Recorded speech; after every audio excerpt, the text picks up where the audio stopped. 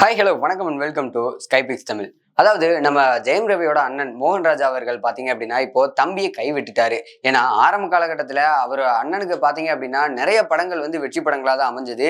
இவருக்கு ஒரு பேரே என்ன இருக்கு அப்படின்னு பாத்தீங்கன்னா, அதாவது ரீமேக் நாயகன் அப்படின்னே சொல்லலாம். அப்படிப்பட்ட ஒரு ரீமேக் படத்தை எடுத்து ஒரு படம் ரெண்டு படம் ஹிட் கொடுத்தா பரவாயில்ல, இவர் எடுத்த படங்கள் முக்கால்வாசி படங்கள் வந்து ரீமேக் படங்கள் தான்.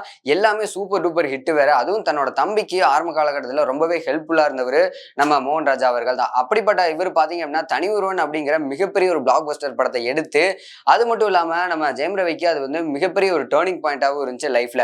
அந்த படத்தோட செகண்ட் பார்ட் ஆரம்பிக்க போறார் அப்படிங்கிற ஒரு தகவல்லாம் வெளியே இருந்துச்சு. இப்போ அந்த செகண்ட் பார்ட்டுக்காக பாத்தீங்க அப்படின்னா, ஏன்னா பார்ட் 1 வந்து ஏஜிஎஸ் நிறுவனம் தான் தயாரிச்சிருந்தாங்க. இப்போ ரெண்டாவது பார்ட்டியும் அவங்ககிட்டயே வந்து தயாரிக்கிறதுக்காக போய் கேட்டிருந்தப்போ, அப்போ ஒரு பக்கம் பாத்தீங்க அப்படின்னா ஏஜிஎஸ் நிறுவனம் சொன்ன ஒரு விஷயம் என்ன அப்படின்னா, அதாவது ஜெயம் ரவி அவர்கள் வந்து இப்ப மார்க்கெட் ரொம்ப டவுன் ஆயிடுச்சு, அதனால வந்து கண்டிப்பா நீங்க இந்த படத்தை இப்போதைக்கு எடுக்க வேணாம் அப்படின்னு சொல்லிட்டாங்களாமா. சொன்ன உடனே என்ன பண்ணிட்டாரு இவரு, தன்னோட தம்பி அப்படிங்கிறத பார்க்காம மொத்தமா அந்த கதையை அப்படியே தூக்கி ஒரு ஓரமா வச்சுட்டாராமா. இப்ப பாத்தீங்க அப்படின்னா அஜித் அவர்கள் வந்து குட் பேட் அக்லி படத்தை வந்து நடிச்சிட்டு இருக்காரு. இந்த படத்துக்கு அடுத்ததா வந்து நம்ம மோகன்ராஜா அவர்களோட தான் இணைய போறாரு அப்படிங்கிறது இப்ப கன்ஃபார்ம் ஆயிருக்கு. என்ன அப்படின்னு பாத்தீங்கன்னா, இப்ப மோகன்ராஜா அவர்கள் வந்து அஜித் அவர்கள் வாலண்டியரா மோகன்ராஜாவை கூப்பிட்டு அவர்கிட்ட கதை கேட்டிருக்காரு. கதையும் ஓகே ஆயிருச்சாமா.